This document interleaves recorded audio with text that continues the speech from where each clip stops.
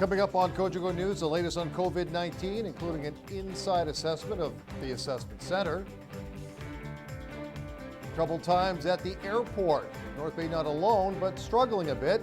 And we continue our volunteer profiles.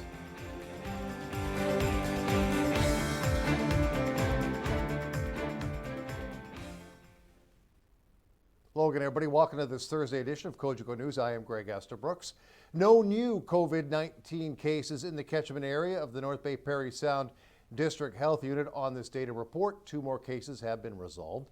Meanwhile, Eric Bouchard, who helps coordinate the operation of the North Bay Regional Health Center's Assessment Center, joins us via Skype to talk about its day-to-day operation during the pandemic.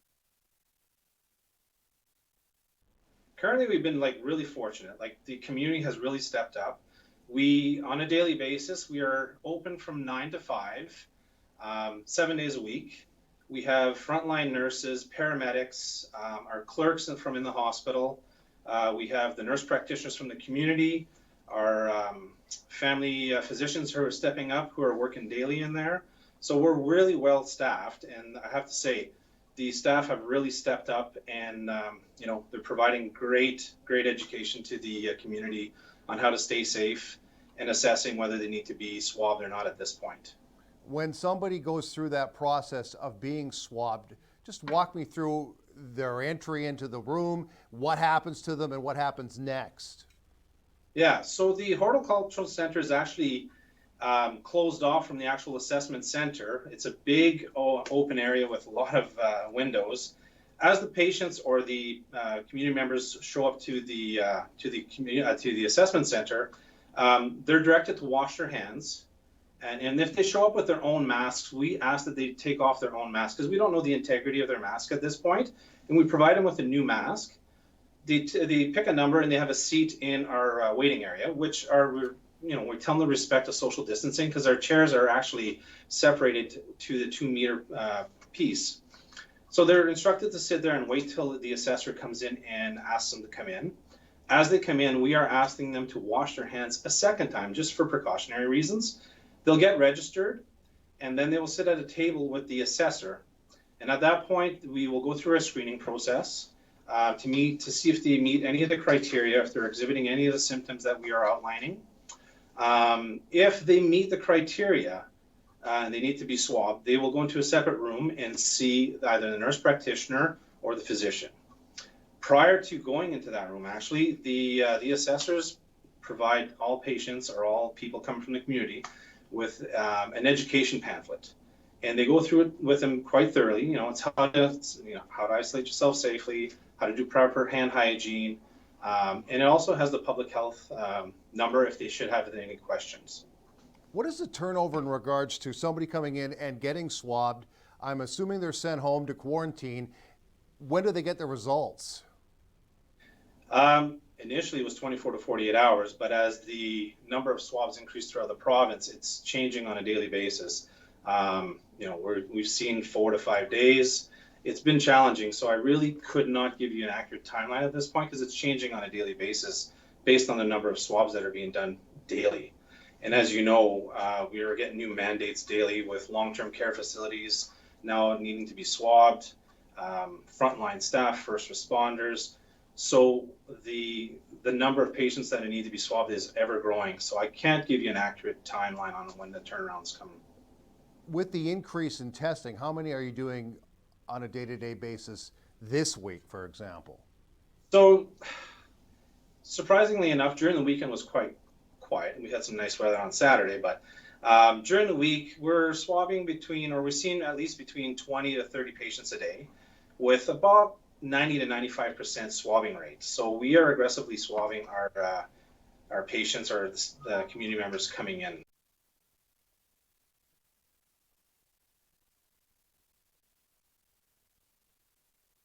Team numbers for Nipissing Parry Sound tested as of today.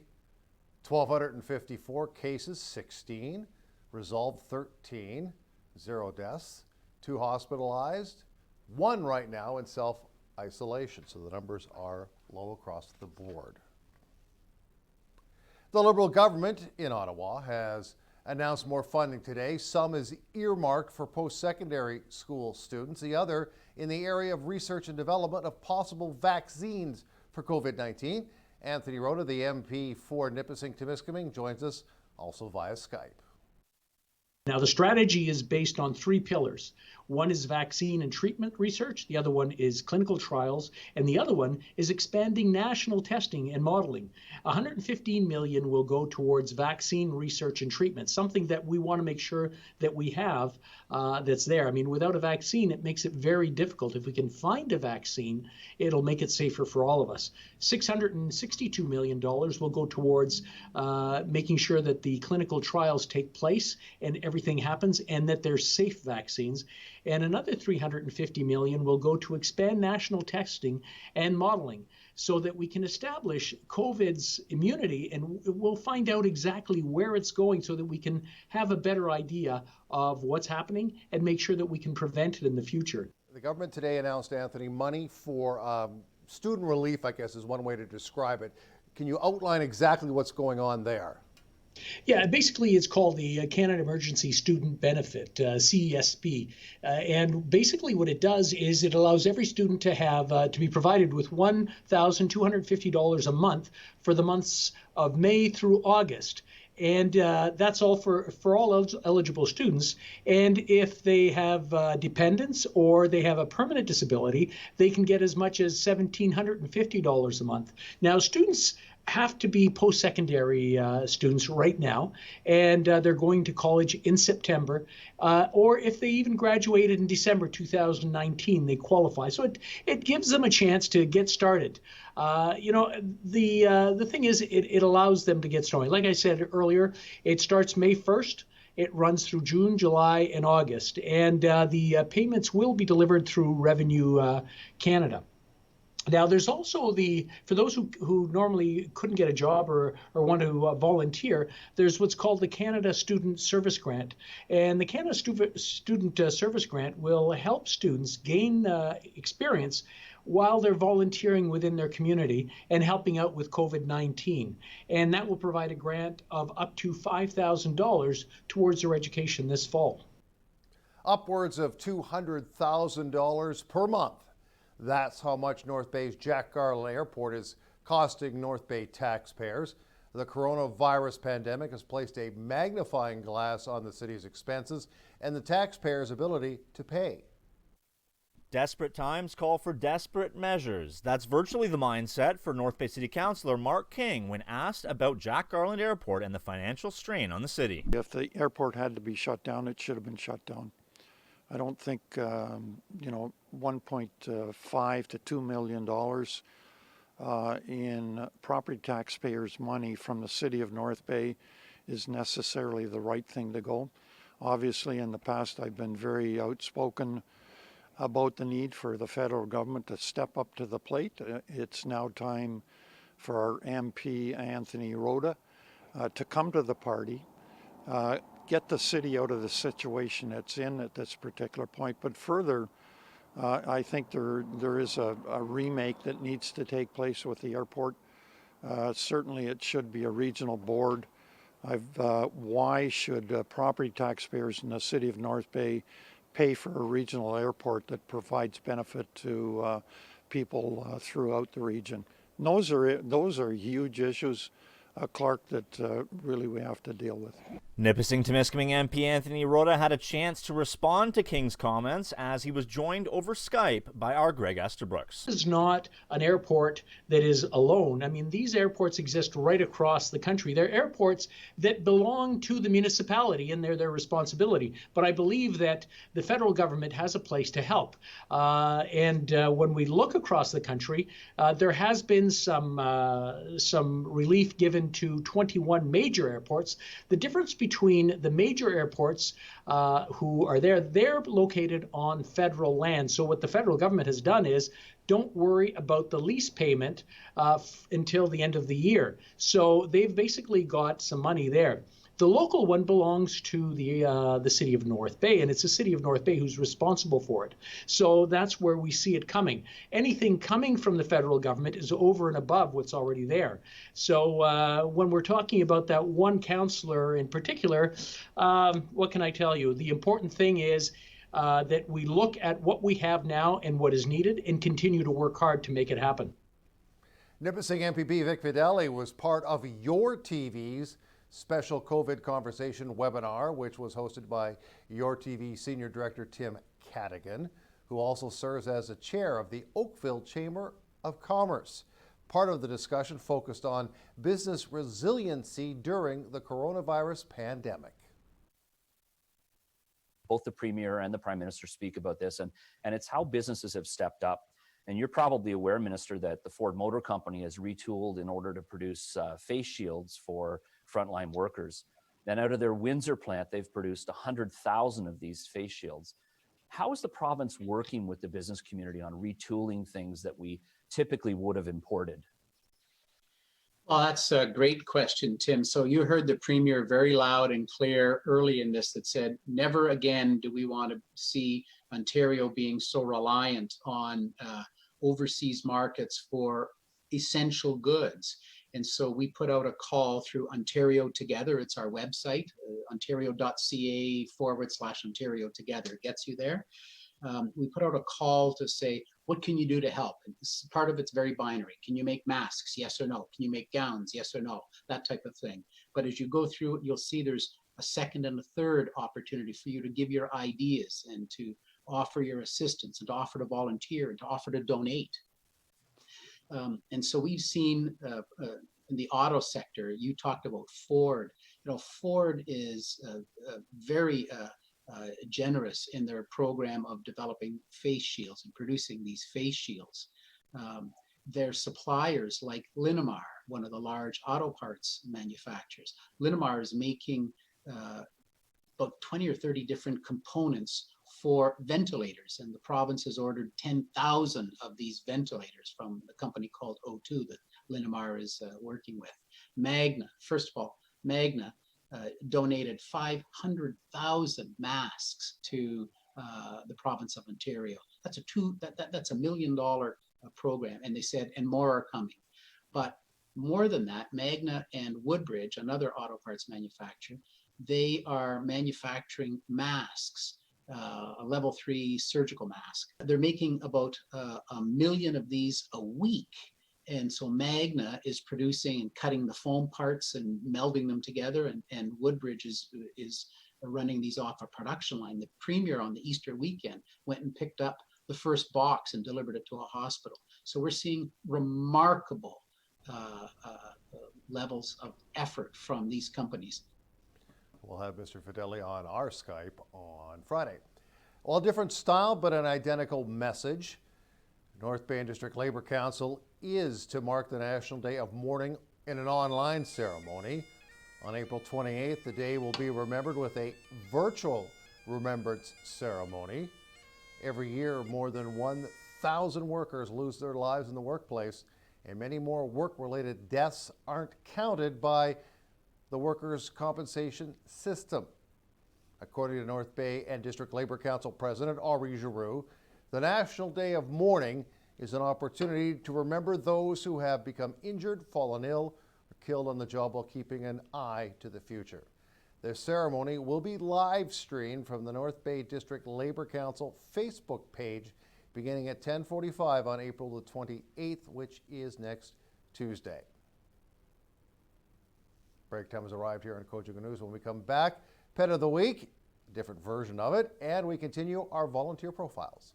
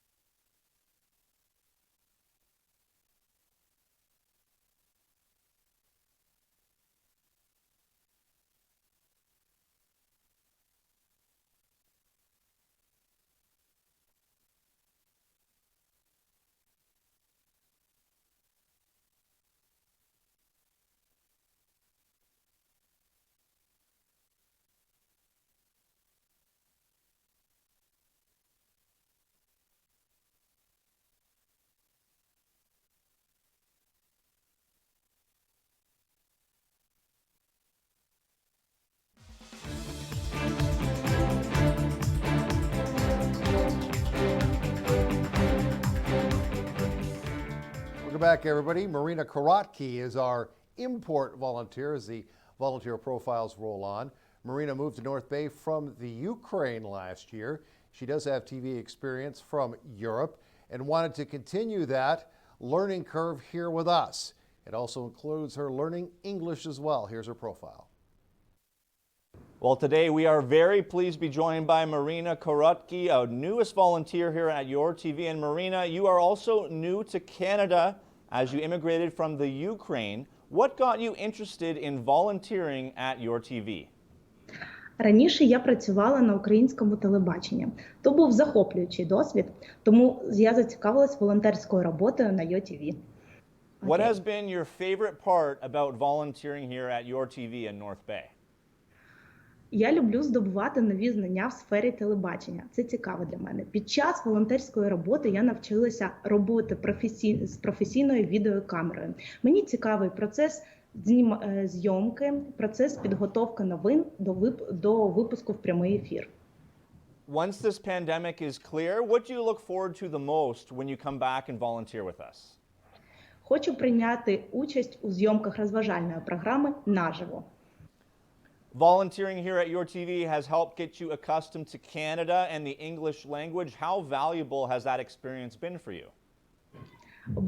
Будучи оточеними носіями мови та слухаючи англійською мовою, я щодня поповнюю свій словниковий запас, долаю внутрішній мовний бар'єр. За допомогою професійних наставників мені щодня стає легше спілкуватися англійською мовою. Well, Marina, thank you so much for everything you do. We can't wait to see you again really soon, and have a great week. Thank you so much. Have a nice day. Bye-bye. Thank you. It's Thursday, time for Pet of the Week. Adoption still on hold, though, at the Humane Society as the local shelter continues to deal with closures caused by the coronavirus pandemic. But as we learned from Clark Heipel, shelter staff busy as ever to ensure animals aren't left in the dark. Unfortunately, under this pandemic, adoptions are at a standstill. However, the Animal Rescue Express is not. It's fresh off a trip to southern Ontario, and it's going to be popped back on the trailer hitch to head to western Quebec. Reaching out to a lot of the independent facilities that are more geared to individual adoptions or able to do things at a distance. So the Humane Society has definitely a certain way of doing things. So we have a lot of friendly faces here that are looking for forever homes. So we usually try and reach out to facilities under the circumstances that are able to gear a little bit more one-on-one. So the organizations that we reach out a lot of the times to are foster-based rescues. So under the circumstances, we don't want people coming and going from the Humane Society in public facilities, but if they're able to reach out to a foster family via the internet and maybe Skype or Zoom and do their adoption meet and greet that way, and then pick up in sort of a mutually agreed upon space, it makes it a little bit easier than having to sanitize our public rooms and just making sure that everybody's staying safe as well during the meet and greets. The next trip is to Quebec. Where will animals be going on this next trip? So the North Bay Humane Society, again, we're no stranger to sort of keeping our feet on the ground, and we're up and moving again. But this one, we've partnered with the SPCA of Western Quebec. So they are an actual humane society and adoption facility, but they don't have contracts for animal control and things like that. So they have a lot of people that are really great clientele that come there strictly just for adoption. So very important for them to keep animals in the building because they definitely have really fantastic adopters out there looking for new friends, like possibly Jupiter here. If people have questions, how can they reach you or other staff members? So our phone lines are still open right now, so really encouraging people reach out with any questions or concerns that they have. So under the guidelines that we've got from the Ontario Veterinary Medical Association, as well as our board of directors, we're kind of playing Monday is Monday and Tuesday is Tuesday. So things are changing. We're hoping to be back up and running even by appointment only in the very near future, but there's no guarantees. So really encouraging people, if they're potentially looking for a cat or a dog for adoption, or if they just have questions about what's going on in our facility, give us a call and we're happy to chat with people about it. Breakdown has arrived here on Cogeco News. Will it get a little drafty tonight? Perhaps. Clark will have the weather forecast right after this.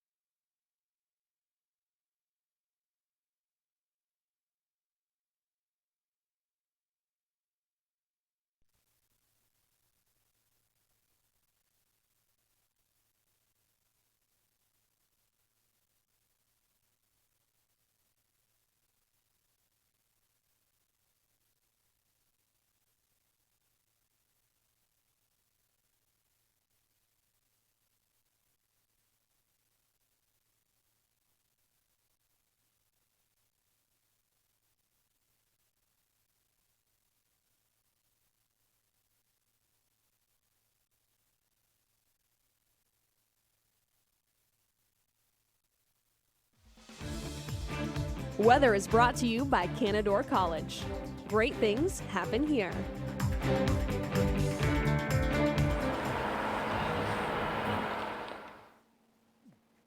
Oh, sorry for the delay, folks. Just doing my best Greg Estabrooks impression. Welcome back to Cogeco News. I'm Clark Heipel here in Jack Cartier Monument Park. I am here for your 5-day weather forecast brought to you by Canadore College. Also here to remind you that April is Daffodil Month. Please give generously to cancer.ca in the fight against cancer. Well, we have made it through the windy days, the cloudy days, the snowy days this late April, and now we are blessed with sun. It's going to be a very nice end to the week and first half of the weekend before the precipitation moves back in on Sunday. Let's take a look at the 5-day forecast brought to you by Canadore College. Heading overnight on this Thursday night, a more bearable low of -4 with a few clouds in the sky. On Friday, the skies clear completely with a beautiful high of 10 degrees Celsius. Friday is going to be a very nice day, and it transitions to be a little more cloudy overnight Friday night to a low of the freezing mark. On Saturday, another nice day, a high of 11. Warmer still, mix of sun and cloud. And then on Saturday night, the last Saturday of April, we have a high of 1 above with chance of showers. Looking ahead to Sunday now, unfortunately no sun to speak of. 9 degrees will be the daytime high with a mix of flurries or rain. And Sunday night into the new work week, a low of -1 with precipitation continuing. Our first look at the new work week, warm temperatures, the sun returns with a high of 11 and a low of 0. Turning the page back to the almanac on Wednesday. We had a high of the freezing mark and a low of -11. The normals for this time of year, 13 is the normal high, 1 above is the normal low. Well, there you have it. There is your 5-day weather picture. Our Greg Estabrooks will be back with your sportscast right after this very short break.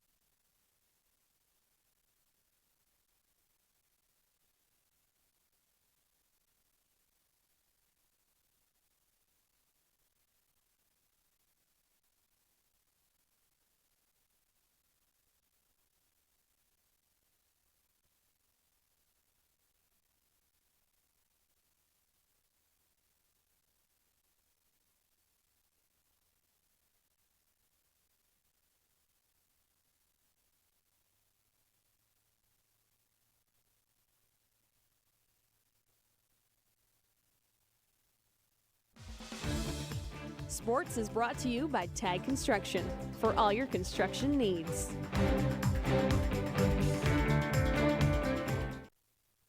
Everybody, a new memorial scholarship fund at Nipissing University has been established in honor of Shelby Dickey, a former Nipissing University student and accomplished member of the North Bay ski team who passed away in a tragic cycling accident. The Shelby Dickey Memorial Scholarship recognizes a female member of the Nipissing University varsity Nordic ski team who demonstrates excellence in athletics, academics, and leadership. Emerson Bach, a third-year biology student and captain of the 2021 Nipissing University Nordic ski team, is the first recipient of this award. We are out of time on this Thursday. We'll have much more Cogeco news for you on Friday, live at 5, and we'll see you then. Stay safe.